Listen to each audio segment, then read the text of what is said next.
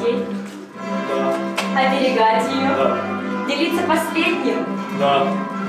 Если нужно, то накормить, обуть. Да. Анастасия, готова ли ты взять мужья Данила? Да. Быть помощницей для него? Поддержкой? Да. Сидеть до полуночи, если нужно решить разговоры его? Да. Накормить, если сам он не сможет? Тебя накормить. Да, накормить меня. Итак, вы должны зафиксировать свои клятвы на бумаге. Пожалуйста, поставьте свои росписи свидетельства о браке. Анастасия. Данил. Мальчик. А также я прошу свидетелей зафиксировать этот священный союз. Пожалуйста. Девушка. Карен. Пойдемте мальчика. Пошли. Анна.